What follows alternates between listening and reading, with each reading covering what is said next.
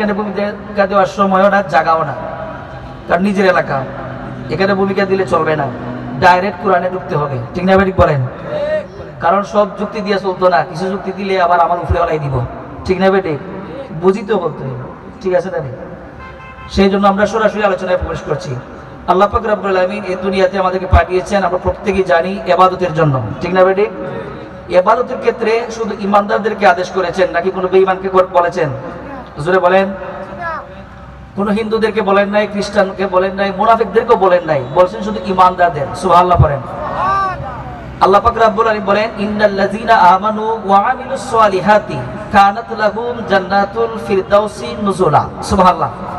আল্লাহ বলেন, নিশ্চয়ই যারা ঈমান এনেছে এবং সৎকর্ম নেক আমল করেছে তাদের জন্য রয়েছে জান্নাত। সুবহানাল্লাহ পড়েন। তাও আবার যে সেই জান্নাত নয়, জান্নাতের মধ্যে সবচেয়ে বড় যে জান্নাত, জান্নাতুল ফেরদাউস, ওইটা। এখন প্রশ্ন হলো, আমরা এক নম্বরে আছি, আমরা প্রত্যেকেই ইমানদার। ঠিক না বেঠিক? প্রত্যেকেই আমরা দাবি করি কি ইমানদার। এখন যদি কোনো মানুষ গরু চুরি করে, আপনি যদি তাকে জিজ্ঞেস করেন যে ভাই আপনি ইমানদার, বুক ফুলে ফেলবো, আমি চুর হইতাম পারি, তুমি ইমানদার। ঠিক না বেঠিক? তো ইমানের বেলায় সব ঠিক আছে, এই ইমানদার দাবি করে, ঠিক, এক নম্বর ইমানদার। তো আমল কি করছো? যে আমি এই নামাজ সবসময় না পড়লেও শুক্রবার তো পড়ি, এটা আমল না। যে শর্ত হইল ঈমান থাকতে হবে আর আমল থাকতে হবে, তাইলেই সে জান্নাতি। আল্লাহ বলছেন। তো এতটুকু কি সোজা? জোরে বলেন না, এত সোজা জান্নাতে যাওয়া? সোজা যদি হইতো, আমি একটা এক্সাম্পল দিই আপনাদেরকে বুঝবেন। বর্তমান ইলেকশনের আমরা দ্বারে প্রান্তে পৌঁছে গেছি। 12 তারিখ ইলেকশন। যারা এমপি পদে দাঁড়াইছে, মন্ত্রী পদে, এরা এমপি হওয়ার পরে দায়িত্ব বেশি নাকি আগে বেশি? পরে বেশি। এমপি হওয়ার পরে দায়িত্ব কি বেশি না? কত বেশি। কিন্তু এমপি হওয়ার আগে দায়িত্ব একটাই, চুরি চারটামি হইল আগে ফাঁস করতে হইব। ঠিক না বেঠে? পরের দাম হইল কি দায়িত্ব বেশি, অনেক কাজ, কালভার্ট করতে হবে, ব্রিজ করতে হবে, মানুষের সেবা করতে হবে, রাস্তাঘাট করতে হবে, মানুষের চাহিদা পূরণ করতে হবে, ইত্যাদি ইত্যাদি। ঠিক না বেঠে? তো ইমানদার আল্লাহ আমাদেরকে সম্বোধন করেছেন। এখন ইমানের পরিচয় তো দিতে হবে, আমলগুলো তো ঠিক মতো করতে হবে। শুধু কি নামাজ পড়াই আমল না, সারাটা জীবন শুধু কোরআন আর হাদিসের অনুসরণ করা এবং তার পথ মতে চলাফেরা করার নামই হচ্ছে ঈমান। সুবহানাল্লাহ বলেন। সেই জন্য আল্লাহ রাব্বুল আলামিন বলেন, ফালা ওয়া রাব্বিকা লা ইউমিনুনা হাত্তা ইউহাক্কিমুকা ফীমা শাজারা বাইনাহুম। আল্লাহ রাব্বুল আলামিন বলেন, হাবিব, লা ইউমিনু, যারা বলে আমি মানেছি, ফালা ওয়া রাব্বিকা লা ইউমিনুনা হাত্তা ইউহাক্কিমুকা, যারা বলে আমি মানেছি, তারা প্রকৃতপক্ষে ঈমান আনতে পারবে না ততক্ষণ পর্যন্ত তারা ঈমানদার হিসেবে নিজেকে স্বীকৃতি দিতে পারবে না। হাত্তা ইউহাক্কিমুকা ফীমা শাজারা বাইনাহুম। এই আয়াতের মধ্যে আমার আল্লাহ ঈমানদার হওয়ার জন্য শর্ত দিয়েছেন 3টা। জোরে বলেন কয়টা? এই 3টা যদি আপনার মধ্যে থাকে, আমার মধ্যে থাকে, তাইলে আমরা বুঝতে পারবো যে আমরা ঈমানদার হইতে পারছি। এবার আসুন আমরা 3টা বিষয়কে বুঝি। আল্লাহ রাব্বুল আলামিন এই আয়াতটা নাযিল করেছেন একটা উদ্দেশ্য নিয়ে। শানে নজুলের একটা মজার একটা ঘটনা আছে, সময় থাকলে বলবো। আল্লাহ রাব্বুল আলামিন বলেন, হাত্তা ইউহাক্কিমুকা ফীমা শাজারা বাইনাহুম। মুখে মুখে ঈমান আনলেই হবে না, মুখে তুমি ঈমানদার দাবি করলাম আর শুধু কোরআন ও হাদিসের বিরুদ্ধে করলে তুমি ঈমানদার হিসেবে কিভাবে পরিচয় দিতে পারবা? সেই জন্য আল্লাহ বলেন, হাত্তা ইউহাক্কিমুকা ফীমা শাজারা বাইনাহুম। জীবনের প্রতিটা ক্ষেত্রে, সামাজিক ক্ষেত্রে, পারিবারিক ক্ষেত্রে, রাষ্ট্রীয় ক্ষেত্রে আল্লাহ রাব্বুল আলামিনের হুকুম আহকাম, তার পাশাপাশি রাসূলের আদেশ মতো চলাফেরা করতে হবে। জোরে বলেন সুবহানাল্লাহ। শুধু তাই না, আল্লাহ বলেন, এই দুনিয়ার জমিনে ফীমা শাজারা বাইনাহুম, তোমাদের জাহিরি বাতিনি, তার মানে প্রকাশ্যে আর গোপনে যত বিচার আদালত আছে, প্রত্যেকটা বিচার আদালতের মধ্যে, ইনসাফের মধ্যে আমার রাসূলের অনুসরণ চলবে। সুবহানাল্লাহ বলেন। রাসূলের পথ এবং মত ছাড়া তুমি বিচার ফায়সালা করতে পারবা না। সেই জন্য আল্লাহ বলেন, বন্ধু তাদেরকে জানাইয়া দেন, তারা ততক্ষণ পর্যন্ত ঈমানদার হইতে পারবে না। হাত্তা ইউহাক্কিমুকা ফীমা শাজারা বাইনাহুম, যতক্ষণ পর্যন্ত আপনাকে তাদের বিচারের ফয়সালার একজন বিচারক হিসেবে না মানবে? সুবহানাল্লাহ বলেন। আমরা দেশে তো অনেক বিচার আদালত হয় কিনা? বিচার কি কোরআন হাদিসের মতো হয় নাকি সার বিনিময় হয়? কথা বলেন সার বিনিময়ে, ফারের বিনিময়ে, ইশারা ইঙ্গিতে বিচার আদালত হয়, ঠিক না বেটি? আল্লাহ কি বলছেন? রাসূলের সুন্নাহ মোতাবেক, রাসূলের পথ এবং মত অনুসারে বিচার হতে হবে, ঠিক না বেটি? বলেন। যদি রাসূলের পথ এবং মত অনুসারে বিচার করতে পারেন, আমার আল্লাহ রাব্বুল আলামিন রাসূলের মাধ্যমে জানিয়ে দিয়েছেন 7 প্রকার মানুষকে আল্লাহ রাব্বুল আলামিন কাল হাশরের ময়দানে আরশে আজিমের নিচে ছায়া দান করবেন। তার মধ্যে 1 নম্বর ব্যক্তি হচ্ছে আদেল ব্যক্তি, যে বিচারক, সঠিক বিচার রাসূলের সুন্নাহ মোতাবেক, কোরআন মোতাবেক করছে, তার জন্য জোরে কোন সুবহানাল্লাহ। আর যারা টাকা গায়ে বিচার করছে তাদের খুব ভয়াবহ অবস্থা হবে। আমি ওইদিকে গেলাম না।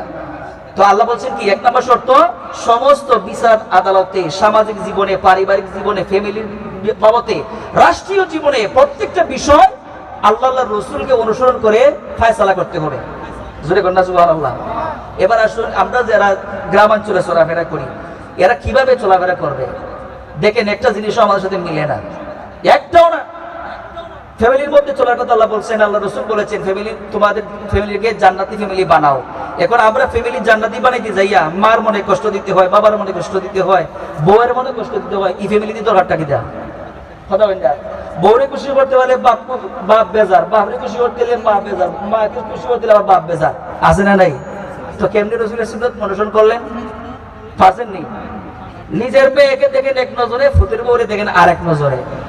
জীবন কিয়ামত পর্যন্ত তাসবিহ তালিল করলেও কোনো কাজ হবে না। আসা না বিজা? আসা। তো আপনার ছেলেকে দেখবেন এক নজরে, বাতিজাকে আরেক নজরে। ঈমান আছে? এটা তো অনুসরণীয় নয়। আল্লাহ রাসূল কি বলছেন? আল্লাহ কি বলছেন? আল্লাহর রাসূলের সুন্নাহ মোতাবেক চলাফেরা করার জন্য। সুবহানাল্লাহ পড়েন। আল্লাহর রাসূল কি মাকে বাদ দিবেন? আবার বউকে বাদ দিবেন? মার বিষয়ে রাসূল কি বলেন? রাসূল বলেন, সাহাবীরা তোমরা জানো যদি আমার মা বেঁচে থাকতেন আমি কি করতাম? সাহাবীরা বলেন কি করতেন? মনে করো আমি নামাজে দাঁড়াইছি, এশার নামাজে। কিসের নামাজে দাঁড়াইছি? সূরা ফাতিহা শেষ করছি। কি করছি? ফাতিহা শেষ করে লাইছি। এমন সময় যদি আমার মা ডাক দিতেন, মুহাম্মদ, খোদার কসম আমি নামাজ বাদ দিয়ে মায়ের ডাকে সাড়া দিতাম। সুবহানাল্লাহ। এটা জোরে বলেন না সুবহানাল্লাহ। আর বউয়ের বিষয়ে কি বলছেন? বউ তোমার জন্য একজন সাক্ষী। সে যতক্ষণ পর্যন্ত বলবে না যে আমার স্বামী ভালো ছিল, আমার সাথে ভালো আচরণ করছে, ততক্ষণ পর্যন্ত বেহেশতেও যাইতে পারবেন না। তাই দুজন কি দরকার আছে না নাই? কথা বলেন না। সেই জন্য আমাদেরকে, আমরা যারা যুবক আছি, আমাদেরকে ফ্যামিলিটা এরকম বানাতে হবে, চেষ্টা করতে হবে, ঠিক না বেটি? খনমাওয়ের মনে দিয়ে তো বসে যাবার হইতো না। এরা আবার রাগও হয়ে যায় তাড়াতাড়ি, কারণ তারা বুঝে বেশি। তো আমরা যে কোন বক্তব্য বলি এটা তারা আর বুঝে না, ঠিক না বেটি? কারণ কিছু কথা দরকার আছে যেগুলো আমাদের পারিবারিক সামাজিক জীবনের দরকার আছে না নাই? কথা বলেন না, আসেনি? তো আল্লাহ বলছেন হাত্তা ইউহাক্কিমুকা ফীমা শাজারা বাইনাহুম, গোপনে প্রকাশে, জাহিরি বাতিনে যত ফয়সালা আছে প্রত্যেকটা ফয়সালার বিচারক হিসেবে আমার রাসূলকে তোমরা মানো। যদি মানতে পারো তবেই তোমরা মুমিন। সুবহানাল্লাহ বলেন।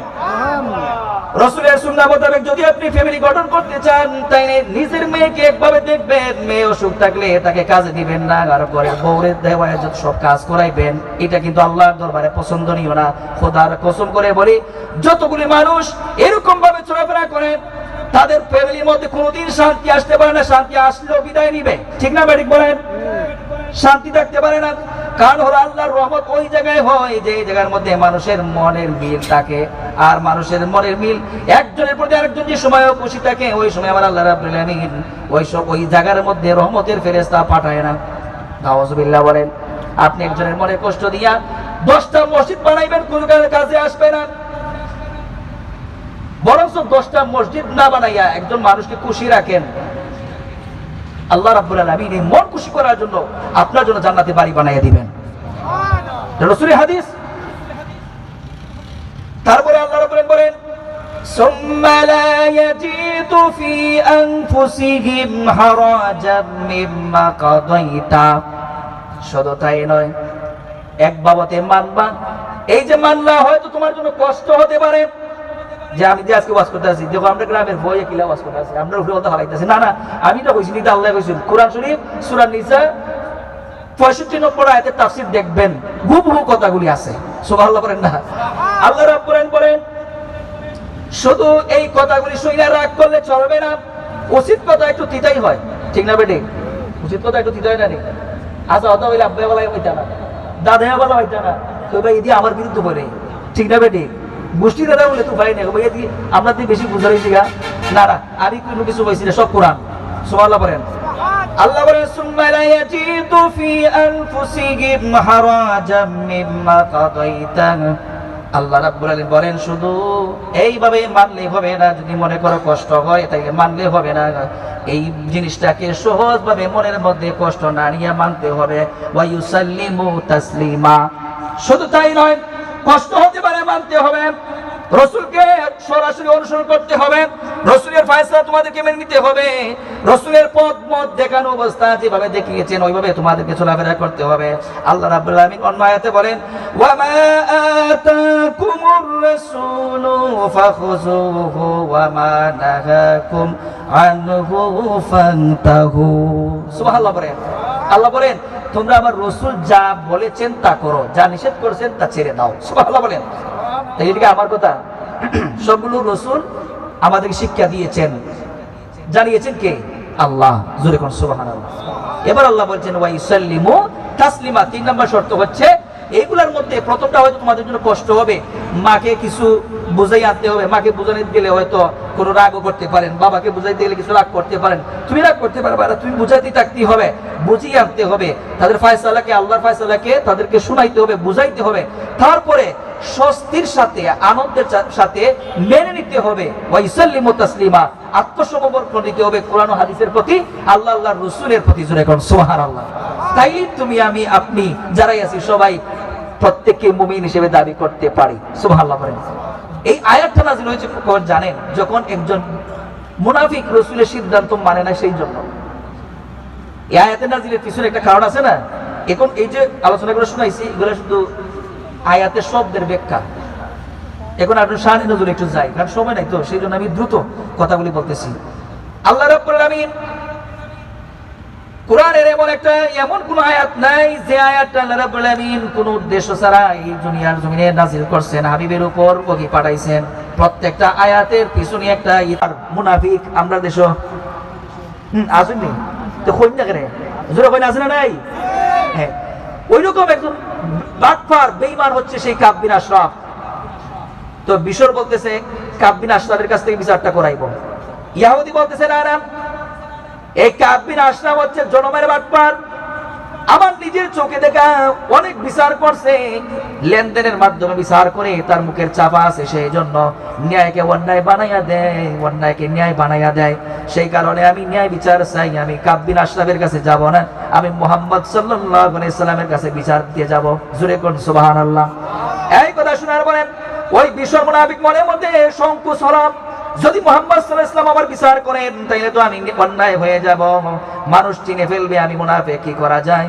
এবার যখন আর তার কথা আর ফলাইতে পারে না, ইহুদি লোক ডাক দিয়া কয় বিশর রে, তোমাদের নবীকে তোমার বিশ্বাস হয় না, কেমন মুসলমান হইলা? সুবহানাল্লাহ বলেন। তোমার নবীকে তোমার বিশ্বাস হয় না, তাইলে তুমি কি উম্মত দাবি করো? এই কথার শরমে বিশর যখন মুহাম্মদ সাল্লাল্লাহু আলাইহি ওয়াসাল্লামের দাঁড়িয়ে গেল, বিচারের জন্য গেছে, এবার সমস্ত ঘটনা উদ্ঘাটন করার পরে আমার রাসূল রায় দিলেন বিশরের বিপক্ষে। সুবহানাল্লাহ বলেন। বিচার গেছে ইহুদির পক্ষে আর বিশরের বিপক্ষে, বিষয়টা উল্টে গেছে না? এবার তো বিশর মনে মনে কোনো কিছু বলতেও পারে না, সাহস পায় না, রাসূলের সামনে বিচারের রায়টা মাইনা বাইরে হয়ে আসছে খুশি মনে, আর বাইরে আইয়া হয় না না বিচারটাও বিচার হয়েছে, আমি মুসলমান, আমার বিপক্ষে রায় দিয়েছেন, আর যিনি একজন ইহুদি আমার ধর্মের নয় তার প্রতি আমার রাসূল ন্যায় বিচারের দায়িত্বটা দিয়ে দিয়েছেন, আর আমার বিষয়ে তিনি অন্যায় করছেন, মন দিয়া মানতে পারে নাই। এরকম কিছু মুনাফিক আমার আপনার দেশের মধ্যে আছে না নাই? আসেনি? আপনার সামনে হয়তো আপনাকে বয়ে, আপনার লাঠির গরমে, ক্ষমতার লোভে হয়তো আপনার সামনে সরাসরি কথাটা বলতে পারে না, কিন্তু আপরকে মাতি নিলে না, কথা হয় না।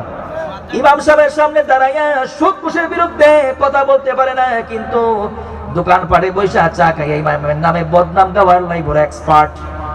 আছে না নাই? মুনাফিক আসেনি? এইরকম ভাবে যখন বিশর বাহিরে চলে আসলো, আসার পরে আর মন থেকে মানতে পারলো না, কয় না না মুহাম্মদ আমার প্রতি অবিচার করছেন, এটার 2 নাম্বার বিচার করানো দরকার। 2 নাম্বার বিচার করানোর জন্য সে মানুষ খুঁজতে লাগলো। ওই সময় ওই ইহুদি লোক ডাক দিয়া কয়, বিশরে শোনো, তোমার যেহেতু জানা নাও থাকতে পারে, আমি শুনছি মুহাম্মদ সাল্লাল্লাহু আলাইহি ওয়াসাল্লামের পরে যদি কেউ মুসলমানদের বিচারের দায়িত্ব গ্রহণ করে থাকে, তিনি হচ্ছেন হযরতে ওমর। সুবহানাল্লাহ বলেন না? ওমর গরম না নরম? গরম না? গরম কিতা পুরা গরম। সুবহানাল্লাহ বলেন। চাইছে কার কাছে? ওমরের কাছে। এবার যখন বিশর ইহুদি লোকটাকে নিয়ে ওমরের দরবারে গেলেন, যাওয়ার পরে বলতেছেন, ইয়া ওমর, আপনি একটু বেরিয়ে আসুন, ঘর থেকে বেরিয়ে আসুন। হযরত ওমর যে সময় ঘর থেকে বেরিয়ে আসলেন, আসার পরে বলতেছেন, কিসের জন্য আসলেন, কি দরকার? ওই সময় ওই ইহুদি লোক ডাক দিয়া বলতেছেন, ইহুদি লোক কিন্তু সে চালাক ছিল, খুব চালাক ছিল। সেইটা জানতো ওমর যত বড়ই রাগী মানুষ হয় না কেন, অন্যায় বিচার করবে, বলেন না, অন্যায় বিচার করবে। আর বিশরের মনে মনে ছিল, কারণ আল্লাহ রাব্বুল আলামিন এই উমরকে সম্বোধন করে বলেছেন যে মুহাম্মদ রাসূলুল্লাহ ওয়াল্লাযিনা আমানু আশিদ্দা ওয়াল কুফার। আশিদ্দা ওয়াল কুফার শব্দটা উমরের সাথে আল্লাহ ব্যবহার করেছেন, কারণ তিনি কাফেরদের বিষয়ে খুব কঠোর ছিলেন। সুবহানাল্লাহ পড়েন। বিশর মনে মনে ভাবলো, যেহেতু আল্লাহ নিজেই সম্বোধন করে উমরকে বলছেন আশিদ্দা ওয়াল কুফার, কাফেরদের বিরুদ্ধে কঠোর, তাইলে কিন্তু ইহুদি লোকটার বিপক্ষে বিচারের রায় দিবেন। মতলব কি? কিন্তু উনি তো ছিলেন সত্যের পথে অবিচল। সুবহানাল্লাহ বলেন না? হযরত ওমর ডাক দিয়া বললেন, বিশর, কিসের বিচার হবে না, ইনসাফ ভিত্তিক বিচার হবে। সুবহানাল্লাহ বলেন না? তাইলে তো বাঁচার কোনো রাস্তা। আচ্ছা বলেন তো, যদি আল্লাহ রাখে, মারার ক্ষমতা কেউ আছে? আর যদি আল্লাহ মারে, রাখার ক্ষমতা কেউ আছে? আল্লাহর প্রকৌশল তো কেউ জানে না, আল্লাহ হচ্ছে উত্তম কৌশলকারী। সুবহানাল্লাহ বলেন। এবার নবী জিজ্ঞাসা করেন, ওমর রে, তুমি একজন নিরপরাধ মানুষকে কেন হত্যা করলা, কেন তাকে তুমি দুনিয়া থেকে বিদায় করলা? ওমর বারবার কি কথা বলতেছে, ইয়া রাসূলুল্লাহ, ইয়া হাবিবাল্লাহ, নবী গো, আমার কারণে আমি তাকে মারি নাই, আমাকে গালি দিয়েছে সেই জন্য আমি তাকে মারি নাই, আমার তো সম্পদ নিয়েছে এমন কোন কারণে তাকে মারি নাই, মারছি একটা কারণে, যেই ব্যক্তি এই দুনিয়ার জমিনে থাকবে মুমিন হিসেবে সে পরিচয় দিবে, আর ওই মুমিন ব্যক্তি যদি আল্লাহর রাসূলের আইন না মানে, নবীর কথা না মানে, সেই কথাটা আমি বরদাস্ত করে পার করতে পারি নাই, সে আপনার বিচার মানে নাই, সেই কারণে আমি বরদাস্ত করতে পারি নাই। যে রাহমাতুল আলামিন নবীর বিচার মানে না, এই দুনিয়ার জমিনে তার থাকার কোনো অধিকার নাই, সেই বলে আমি মুনাফিক হিসেবে তাকে আমি দুনিয়া থেকে বিদায় করছি। জোরে জোরে বলেন সুবহানাল্লাহ। এবার কি রায় দিবেন, কিভাবে হযরত ওমর বাঁচবেন? বাঁচার কোনো রাস্তা নাই, নিজেই স্বীকার করতেছেন আমি মুনাফিক হিসেবে তাকে দেখছি, সেই জন্য মারছি। সুবহানাল্লাহ বলেন। সেই কারণে রাসূল বলেন, না না, তুমি একজন মুমিনের একেবারে পাকাপোক্ত প্রমাণ ছাড়া তাকে হত্যা করতে পারো না, তোমার কাছে কি ডকুমেন্ট আছে? ওই সময় হযরত ওমর একেবারে বেকাবু হয়ে গেলেন, নিচের দিকে তাকায় আছেন। এমনি সময় আল্লাহ রাব্বুল আলামিন জিবরাইলকে ডাক দিয়া বলেন, জিবরাইল রে, আর দেরি করিস না, সারা সাথে সাথে চলে দুনিয়ার জমিনে চলে যাও, আর আমার বন্ধুর কানে কানে জানাইয়া দাও, এই যে আয়াতটা তেলাওয়াত করেছি, আমার আল্লাহ রাব্বুল আলামিন জানাইয়া দেন, ফালা ওয়া ربك لا يؤمنون حتى يحكموك فيما شجر بينهم আওয়াজ করে বলেন সুবহানাল্লাহ। ثم لا يجدوا في أنفسهم حرجا مما قضيت ويسلموا تسليما আওয়াজ করে বলেন সুবহানাল্লাহ। আমার আল্লাহ ডাক দিয়া বলেন,